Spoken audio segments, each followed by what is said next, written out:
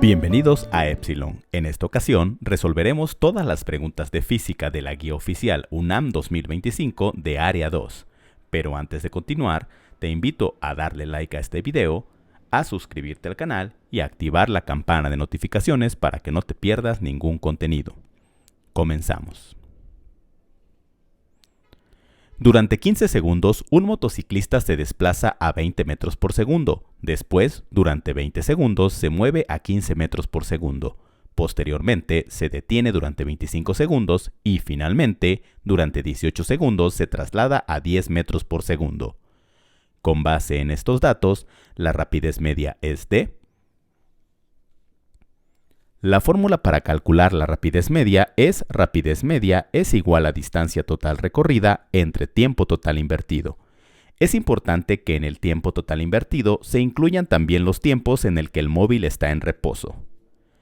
Para obtener la distancia total, calculamos cada una de las distancias recorridas por el motociclista con las diferentes rapideces en los tiempos correspondientes. Para esto utilizaremos la fórmula rapidez es igual a distancia entre tiempo. Despejamos distancia y queda distancia es igual a velocidad por tiempo. Para la primera distancia sustituimos la rapidez 20 metros por segundo por 15 segundos de tiempo, lo que da una distancia de 300 metros.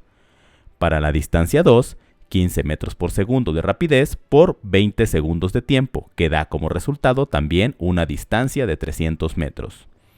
Y para la distancia 3, sustituimos 10 metros por segundo de rapidez por 18 segundos de tiempo, dando 180 metros de distancia. Sumamos todas estas distancias y obtenemos una distancia total de 780 metros. Para el tiempo total, sumamos todos los tiempos del problema, incluyendo el tiempo en el que el motociclista se detuvo. Queda tiempo total es igual a 15 segundos más 20 segundos más los 25 segundos en los que se detuvo más 18 segundos, dando como resultado un tiempo total de 78 segundos. Ahora que tenemos ambos datos, los sustituimos en la fórmula de velocidad media, 780 metros entre 78 segundos, y obtenemos que la velocidad media es de 10 metros por segundo.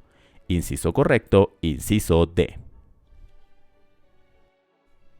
Pasamos a la siguiente pregunta. Sobre un cuerpo se aplicaron diferentes fuerzas en dirección horizontal y con el mismo sentido, provocando que el objeto experimentara distintas aceleraciones.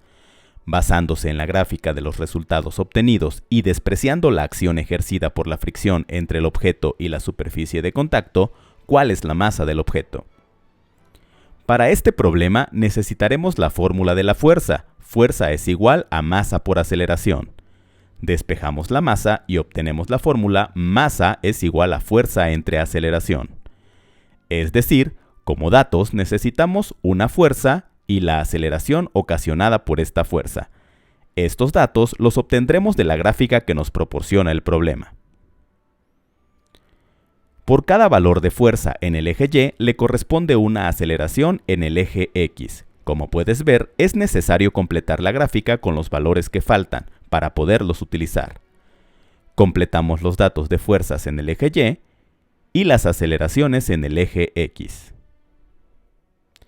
Ahora podemos elegir a conveniencia cualquier par de datos. Por comodidad para las operaciones, elegimos el par de datos fuerza de 2.5 Newton que ocasiona una aceleración de 1 metro por segundo al cuadrado. A continuación, sustituimos estos datos en la fórmula y nos queda masa es igual a 2.5 Newton de fuerza entre 1 metro por segundo al cuadrado de aceleración, lo que da como resultado una masa de 2.5 kilogramos. Inciso correcto, inciso B. La siguiente pregunta dice: la ley de Hooke sobre la relación entre desplazamiento X del resorte y la fuerza F, como se muestra en la figura, establece que X es. La ley de Hooke dice que la deformación que experimenta un resorte es directamente proporcional a la fuerza aplicada sobre el mismo. Su fórmula es fuerza aplicada al resorte es igual a constante de elasticidad, que es propia de cada resorte, por la deformación que ocasiona. El que la deformación del resorte sea directamente proporcional a la fuerza aplicada significa que si la fuerza aumenta, como consecuencia, la deformación también aumenta. Y si la fuerza disminuye, como consecuencia, la deformación también disminuye. El inciso correcto es inciso A, directamente proporcional a F. Pasamos a la siguiente pregunta. Un balín X de masa igual a 200 gramos rueda con velocidad v sobre un riel recto con fricción despreciable y en posición horizontal. Otro balín Y de masa igual a 400 gramos rueda con velocidad menos v sobre el mismo riel pero en sentido contrario. Si se considera que hay conservación de energía e ímpetu, que los balines se comportan como partículas y que después de chocar el balín Y queda inmóvil, ¿cuál será la velocidad del balín X después del choque totalmente elástico? Para resolver este problema, vamos a usar la fórmula de las colisiones elásticas, que nos dice que la cantidad de movimiento total es igual antes y después de una colisión entre partículas. En este lado de la igualdad se encuentran los datos antes del choque, y en este otro lado los datos después del choque. En la fórmula, m1 y m2 son las masas de los objetos. v1 y v2 son las velocidades de los objetos antes del choque, y u1 y u2 las velocidades después del choque. Para facilitar las operaciones, cambiaremos los subíndices por los indicados en el problema para cada balín. A continuación, vamos a enlistar los datos. La masa del balín X, 200 gramos. La masa del balín Y, 400 gramos. La velocidad de X antes del choque tiene un valor de v y la velocidad de Y antes del choque un valor de menos v. La velocidad Y después del choque es de 0, ya que el balín queda inmóvil por el choque, y la velocidad de X después del choque es la que vamos a obtener. Sustituimos estos datos en la fórmula dejando la variable UX sin datos, ya que es la que vamos a obtener. Aprovechamos para hacer 0 esta parte. A continuación, realizamos las operaciones y queda 200 gramos por V menos 400 gramos por V es igual a 200 gramos por UX. No pierdas de vista que UX representa a la velocidad del balín X después del choque. En esta ecuación, del lado izquierdo de la igualdad, vemos que ambos son términos semejantes, ya que la variable V se encuentra en ambos. Entonces, 200 gramos por V menos 400 gramos por V da menos 200 gramos por V. Es igual a 200 gramos por UX. Ahora despejamos UX y queda UX es igual a menos 200 gramos V entre 200 gramos. Cancelamos 200 gramos y obtenemos que la velocidad del balín X después del choque es igual a menos V. Inciso correcto, inciso C. Ahora vamos a la siguiente pregunta. Un termómetro de gas a volumen constante es usado para medir la temperatura de un objeto. Cuando el termómetro está en contacto con el punto triple del agua, 273.17 Kelvin, la presión en el termómetro es de 8500 por 10 a la 4 pascal.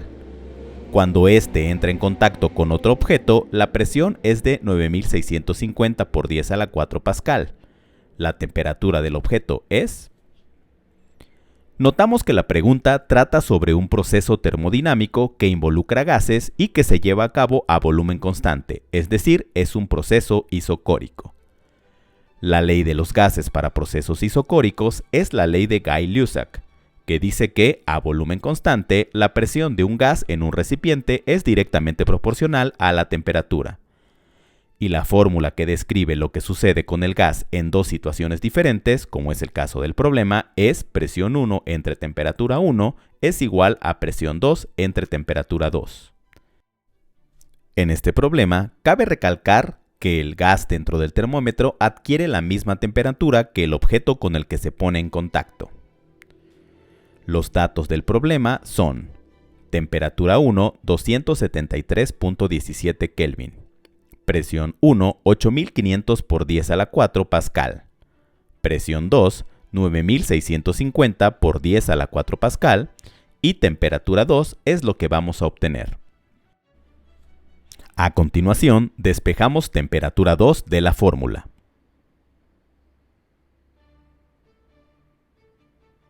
Y queda temperatura 2 es igual a presión 2 por temperatura 1, todo esto entre presión 1.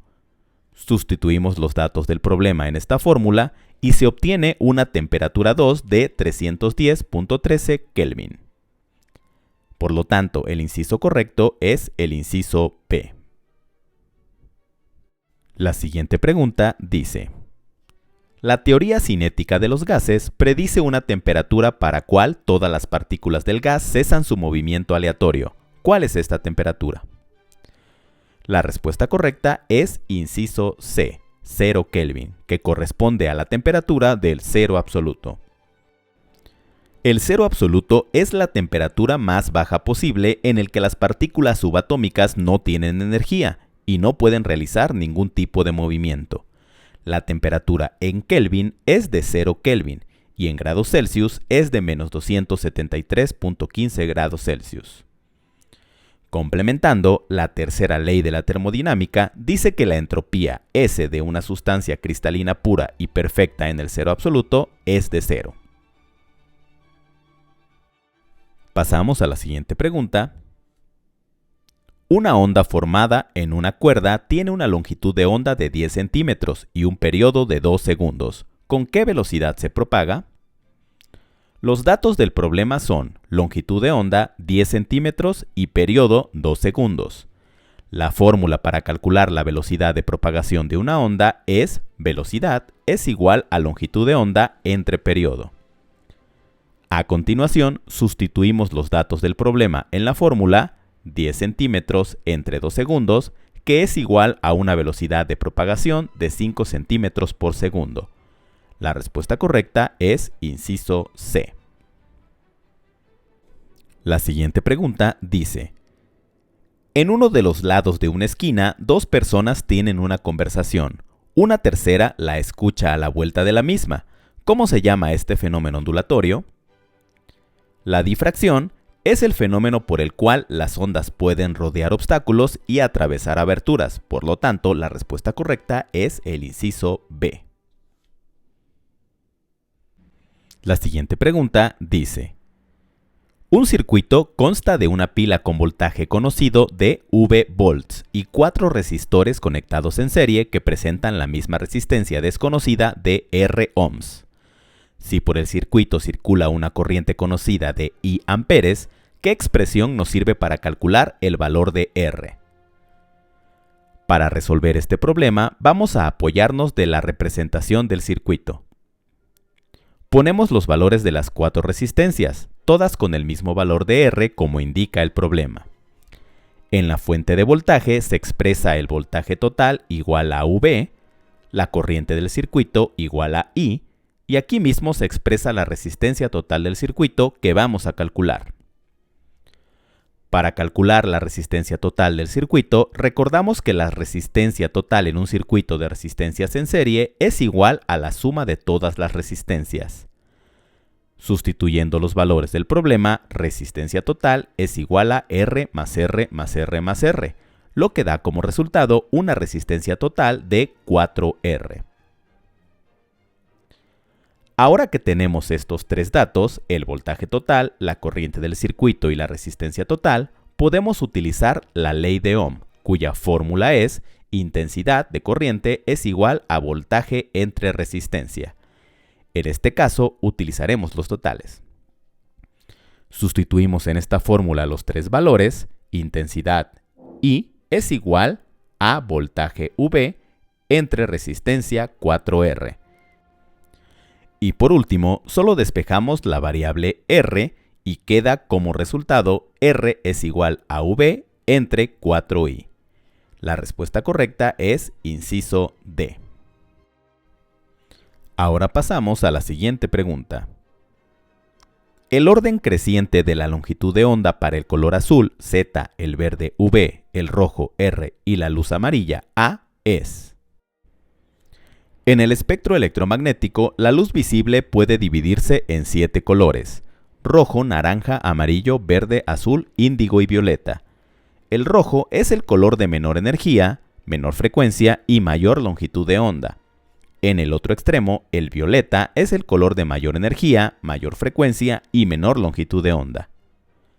Como la pregunta nos pide ordenar los colores en orden creciente de longitud de onda, la lectura debe ser de derecha a izquierda, de menor a mayor longitud de onda, y quedaría azul, verde, amarillo y rojo. La respuesta correcta es inciso D.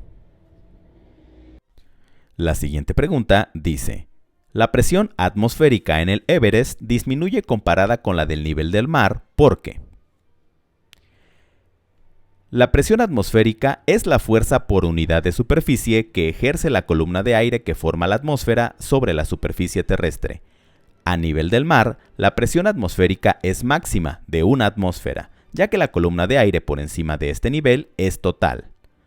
A mayor altura sobre el nivel del mar, la presión atmosférica es menor debido a que la columna de aire soportada disminuye con la altura. Por lo tanto, la respuesta correcta es el inciso B. La altura de la columna del aire soportada es menor. Ahora contestaremos la última pregunta de la guía, que dice: ¿en cuánto tiempo se llenará una alberca olímpica de 50 metros por 25 metros por 3 metros si se usa un tubo de 40 centímetros de diámetro por el que fluye agua a una velocidad de 4 metros por segundo? Para solucionar este problema usaremos la ecuación de continuidad, que nos dice que el gasto en un extremo de un tubo es igual al gasto en el otro extremo. Tomando en cuenta el contexto del problema, debido a que el flujo del agua que sale del tubo llenará la alberca, podemos expresar esta fórmula como: el gasto del tubo es igual al gasto de la alberca. Existen dos fórmulas para calcular el gasto. La primera, gasto es igual a volumen del fluido entre tiempo, y la otra fórmula, gasto es igual a área del tubo por la velocidad del fluido. La peculiaridad de este problema es saber elegir la fórmula que se adapte a los datos del tubo y de la alberca. Los datos del tubo son diámetro de 40 centímetros y velocidad del fluido de 4 metros por segundo. Como nos dan el dato de velocidad y con el diámetro podemos obtener el área del tubo, la fórmula a elegir para el gasto del tubo es gasto es igual a área por velocidad. Ahora, el dato de la alberca olímpica es volumen 50 por 25 por 3 metros cúbicos. Esto nos sugiere que la fórmula indicada para el gasto de la alberca es gasto es igual a volumen entre tiempo. Y de esta fórmula obtendremos el tiempo que nos dará la solución del problema. Ahora vamos a centrarnos en calcular los gastos. Para el gasto de la alberca, lo único que podemos hacer es obtener el valor del volumen multiplicando 50 por 25 por 3 metros cúbicos, que da como resultado un volumen de 3.750 metros cúbicos.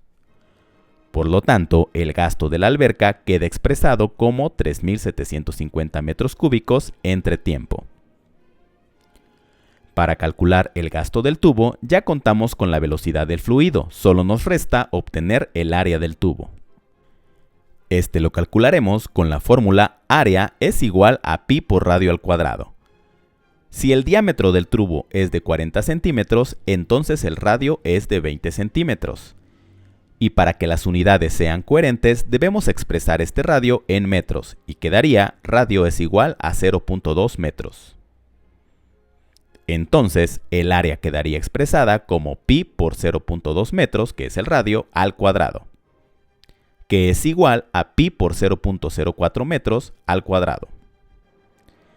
Entonces, sustituyendo los valores de área y de velocidad en la fórmula del gasto, quedaría gasto del tubo es igual a pi por 0.04 metros cuadrados por 4 metros por segundo.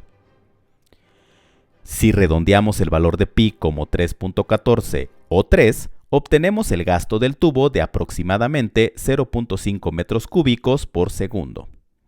Recuerda que siempre que puedas redondear valores para facilitar los cálculos, puedes hacerlo sin remordimientos. Ya para finalizar, retomaremos la ecuación de continuidad. Gasto del tubo es igual a gasto de la alberca, y sustituimos los gastos calculados previamente. queda 0.5 metros cúbicos entre segundo es igual a 3.750 metros cúbicos entre tiempo. Despejamos la variable tiempo y queda tiempo es igual a 3.750 metros cúbicos entre 0.5 metros cúbicos entre segundo, que es igual a 7.500 segundos. Tomando en cuenta que los incisos del problema están expresados en horas, nos apoyamos de la equivalencia 1 hora es igual a 3.600 segundos, con lo que obtenemos un tiempo de aproximadamente 2.07 horas. La respuesta correcta es el inciso D.